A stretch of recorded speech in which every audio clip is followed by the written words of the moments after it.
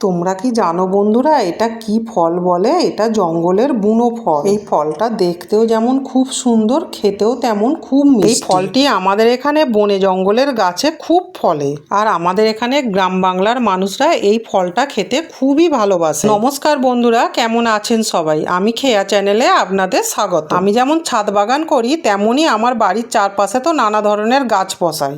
তার সাথে সাথে আমাদের বাড়ির চারপাশে কি কি গাছ আছে সেইগুলোও আমি তুলে ধরতে চাই। তেমনই দেখাবো আমাদের বাড়ির পাশে একটি জঙ্গলে একটি বুনো ফল হয়ে আছে, সেটাই আজকে দেখাবো। গাছটিতে এতটাই ফল হয়ে আছে, ফলে গাছ ভরে গেছে। আমার তো বাড়ির পাশে নানা ধরনের সবজি গাছ বসিয়েছি, আর সেই সবজি গাছে সবজি তুলছিলাম। হঠাৎ করেই আমার নাতনি এসে এত বিরক্ত করছে, তখন আমি বললাম, কি হলো রে, এত বিরক্ত করছিস কেন? দাঁড়া না, যাচ্ছি। ও অমনি বলছে, ও ছোট দিদি চলো না, আমাকে গাব পেরে দেবে। ওরে বিরক্ত করিস না, আমি কি অত বড় গাছে উঠতে পারি? বলছে না, তুমি চলো, নিচে অনেক গাব পেকে আছে, চলো দেখবে, চলো না। আমার নাতনিটা সব সময় বিরক্ত করে, একটা কাজ ঠিক করে করতে দেয়। ওরে দাঁড়া দাঁড়া, যাচ্ছি। বাপরে, সত্যি রে সোনা, কত গাব পেকেছে, অনেক হলুদ হলুদ গাব হয়েছে। দাঁড়া, পেরে দিচ্ছি, নিচেতে অনেক পেকে আছে। এই দেখো বন্ধুরা, কত গাব পেকে আছে। তোমরা কি জানো এটা কি গাব বলে না কি বলে? এইরকম গ্রাম বাংলার মানুষরা আমরা এই সমস্ত ফল খুব খেতে ভালোবাসি।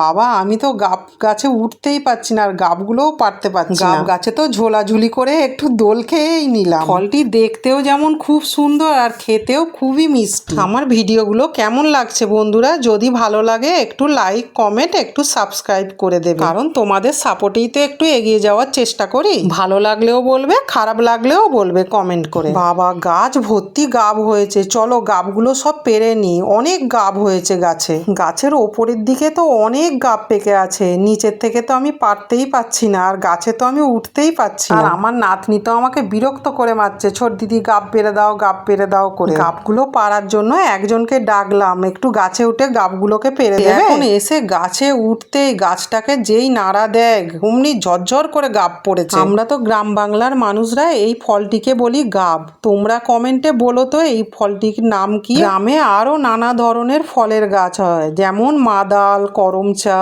আরো নানা ধরনের গাছ হয়, আর এই সমস্ত ফল খেতে আমরা খুবই ভালোবাসি। আর এই ধরনের ফলগুলো খেতেও যেমন খুব মিষ্টি, আর দেখতেও তেমন খুবই সুন্দর। গাছ ভর্তি সবেদার মতো ফল ধরেছে, একদম গাছে ভর্তি হয়ে আছে।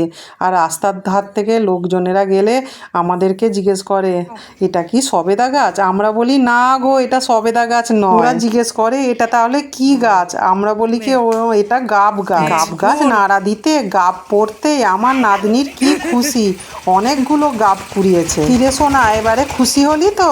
না হলে তো এতক্ষণ আমাকে বিরক্ত করে মারছিলি। সোনার মুখে কি হাসি। সোনা মানে আমার নাতনি। অতগুলো গাব খেতে পারবি না রে সোনা, সব কুড়িয়ে কুড়িয়ে জড়ো কর, রাস্তা দিয়ে কেউ গেলে তাদেরও দুটো দিয়ে দেবো। অমনি আমার নাতনি বলছে, না আমি কাউকে দেবো না, আমি এতক্ষণ কুড়িয়ে কুড়িয়ে জড়ো করছি, আমি কি সবাইকে দেবো বলে? ওরে ওই কথা বলতে নেই রে, সবাইকে দিয়ে খেতে হয়। তুই এতগুলো গাব একসাথে খেতে পারবি না, আমি আবার তোকে পেরে দেবো। দাঁড়াও, তুমি এখন কাউকে দেবে না, আমি আগে কুড়িয়ে কুড়িয়ে জড়ো করে। না রে না, আমি আগে এখন কাউকে দেবো না, তুই কুড়ো না, কুড়িয়ে কুড়িয়ে জড়ো কর। আমার নাতনি বলছে, গাছ ভর্তি গাব পেকে আছে, তুমি ছোট দিদি আরো গাব পারো। করে পাচ্ছি, দাঁড়া না, এই তো এগুলো যেগুলো পেরেছি কুড়ো না আগে। আমি স্কুলে যাব, স্কুলে নিয়ে যাব, আমার স্কুলের বন্ধুদেরকে দেখাবো। সবাই তো আর এই ধরনের ফল চেনে না, ওই জন্য আমার স্কুলের বন্ধুদেরকে দেখাবো আর কিরম ভাবে খেতে হয় আমার বন্ধুদেরকে শিখিয়ে দেবো। আমি কুড়িয়ে কুড়িয়ে জড়ো করেছি, তুমি কিন্তু কাউকে দিও না ছোট দিদি।